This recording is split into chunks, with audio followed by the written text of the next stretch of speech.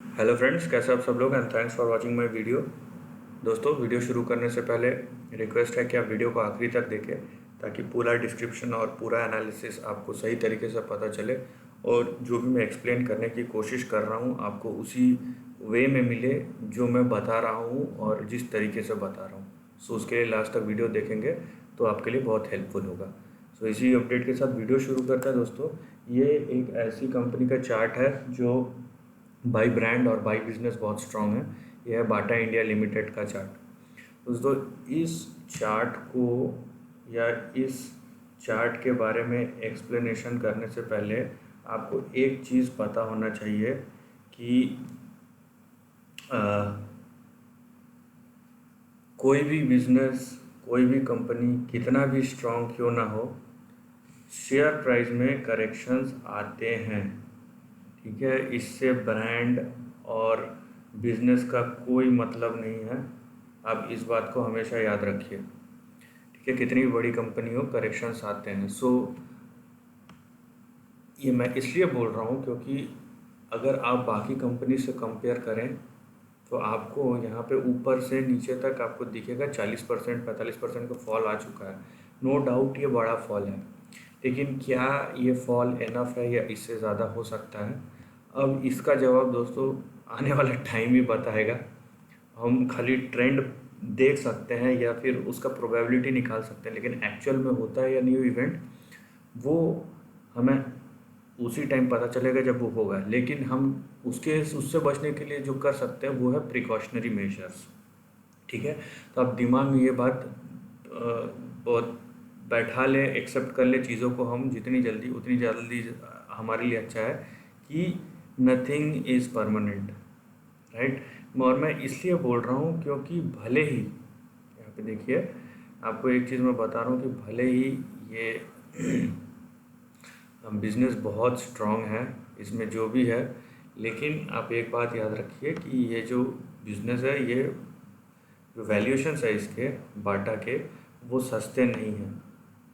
ठीक है, आप चाहे तो इसका मैं डायरेक्ट कंपैरिजन ये बजाज फाइनेंस से करना अच्छा नहीं होगा, क्योंकि वो फाइनेंशियल सेक्टर से, और फाइनेंशियल सेक्टर सिक्लिकल सेक्टर होता है। इंटरेस्ट रेट के साथ मूव करता है और डिमांड सप्लाई का बहुत डायरेक्ट इम्पैक्ट होता है। लेकिन कंपैरेटिवली बाटा डिफेंसिव सेक्टर है। लेकिन जिस तरीके का भी इशू है, अभी कोई बाटा के दुकान में जाके जूते नहीं खरीद रहा है। That is the thing. So ये चीज़ भी आपको उसी तरीके से और उसी सेंस से लेना चाहिए कि भाई हर बिजनेस पे इम्पैक्ट आया है। सो मैं उस सेंस को बैकड्रॉप रख के हम ये चीज़ों को देखें और उसी हिसाब से हमारा जो प्रिपरेशन है करें तो ज़्यादा बेहतर होगा। नाउ चार्ट की बात अभी करेंगे। ये मैं फ़िलहाल मीनवाइल मैं इसके जो मोटा मोटी जो लॉन्ग टर्म ट्रेंड है उसके बारे में मैं यहाँ पे आपके सामने चार्ट बना रहा हूँ, सबको पता चल जाएगा। अब यहाँ पे देखिए दोस्तों, दो तीन चीज़ें देखने मिलेगी आपको कि सबसे पहले आपको इसमें जो चीज़ है देखने लायक वो ये है कि इसका जो आप बोलेंगे टेक्निकल इंडिकेटर बहुत ओवर वैल्यूड है। ठीक है, और यहाँ पे ये नेगेटिव क्रॉस ओवर दिख रहा है मेरे को मैकडी में, और जो स्टोकेस्टिक आरएसआई है ये नीचे की तरफ। ये ऐसा डाउन ट्रेंडिंग ऐसा नहीं है, ये डाउन ट्रेंडिंग का मतलब ओवर सोल्ड ऐसा नहीं है। डाउन ट्रेंडिंग अगर ये है और प्राइस नीचे नहीं गिर रहा, उसका मतलब है जनरली मतलब होता है कि प्राइस नीचे जा सकता है, और यहाँ पे क्रॉस ओवर भी दिख रहा है हमको। सो हमको यहाँ पे भले ही ये देखिए ये यहाँ तक आके 1031 तक आके अभी 1240 चल रहा है, but we have to be cautious, क्योंकि बहुत सारे बिजनेस 80-90% अच्छे बिजनेसेस पिटाई हो चुकी है। लेकिन अगर ये बिज़नेस में उतना नहीं गिरा है, सो ये एक अच्छी बात है जो सेव करने के लिए सेव करने में सफल हुए हैं। लेकिन हमें कॉशियस रहना चाहिए, मैं बार बार ये चीज़ बोल रहा हूँ, क्योंकि जो वैल्यूड स्टॉक्स है, अगर उसमें डिसअपॉइंटमेंट आता है, मतलब जो रिचली वैल्यूएशन में बहुत रिचली वैल्यूड है उसमें डिसअपॉइंटमेंट आता है, तो स्टॉक की भी बहुत तेज़ी से पिटाई होती है। और ये इतना ख़राब टाइम है कि उसकी अश्योरिटी तो नहीं, लेकिन प्रोबेबिलिटी बहुत हाई है कि ऐसा हो सकता है। तो इससे आप जितना समझ ले उतना ज़्यादा अच्छा है आपके लिए। सो इसीलिए मैं ये चीज़ बार बार बोल रहा हूँ। यहाँ पे देखिए यहाँ पे जो ट्रेंड क्रिएट हो रहा है ये आपका बड़ा ट्रेंड है। यहाँ पे एक इम्पॉर्टेंट रेजिस्टेंस है, यहाँ का भी रेजिस्टेंस है, यहाँ के रेजिस्टेंस है। ये पिछले बार जब 2007 में हुआ था ये इतना गिरा था यहाँ पे, ठीक है, ये इतना गिरा था 72%। सो क्या ये यहाँ तक आ सकता है? प्रोबेबली यस, प्रोबेबली नो, बोल नहीं सकते। सबसे अच्छी बात है अब ट्रेंडिंग चार्ट है, अगर यहाँ तक आता है तो ये डेफिनेट बाई होगा। डेफिनेट का मतलब ये नहीं कि मैं बोल रहा हूँ, को रिकमेंड कर रहा हूँ, नहीं कर रहा हूँ, लेकिन ऐसे बिजनेस में आपको, और जहाँ पर चार्ट पैटर्न इतना स्ट्रांग है, ऐसे बिजनेसेस में आपको जनरली बाई करना चाहिए। मैं इस सेंस में बोल रहा हूँ।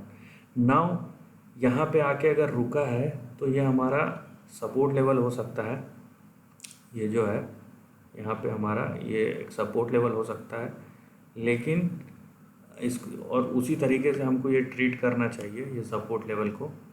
वो इसके नीचे गया तो फिर उसी हिसाब से हमको अपना प्लान ऑफ स्ट्रेटेजी चेंज करना है, और फिर हमारा जो सपोर्ट आएगा यहाँ पे आएगा डायरेक्ट 850 के आसपास, और ये अगर टूट गया तो ये 450 के आसपास जो बड़ा सपोर्ट है। तो ये हमको ध्यान रखना है। पहली चीज़ वैल्यूएशन के उसमें तो मैं आपको बता ही दिया। और कोई ट्रेंड अगर यहाँ पे फॉर्मेशन हो रहा होगा जनरली, सो वो भी हम देखेंगे। ये देखिए यहाँ पे ये, सो मैं इसको फ़िलहाल मिटा दे रहा हूँ। अब देखिए यहाँ पे कि जस्ट यहीं पे सपोर्ट लिया है, ये जो ट्रेंड लाइन है यहीं पे सपोर्ट लिया है, और ये ट्रेंड लाइन के आसपास ही है। सो मैं अगर यहाँ पे लेता हूँ तो 1051 पे आता है, जो पुराना 1031 या 1000 के पास जो सपोर्ट लेवल है। लेकिन ये ट्रेंड लाइन बता रहा है कि ये जहाँ पे है वही उसका सपोर्ट है, और ये अगर इसके नीचे टूटा तो सीधा खसक के यहाँ पे आ जाएगा, जो भी है 850 860। और ऊपर का जो रेजिस्टेंस है वो यहाँ पे है 2300, और ये अगर तोड़ दिया तो ऊपर आपका ये 3000 नॉट प्लस दिखा रहा है। लेकिन यहाँ पे आपको जो कॉल लेना है वो इस बेस पे लेना है कि बिज़नेस आने वाले टाइम पे बिज़नेस में डिमांड कितना रहने वाला है, उसके रिज़ल्ट कैसे रहने वाले हैं, और ये चीज़ें जो चल रही है अभी वो कब तक सुधरेगा। तो उस सेंस में आपका जितना अपसाइड खुला है उससे ज़्यादा डाउन साइड खुला है, ये बात आप ध्यान रखिएगा।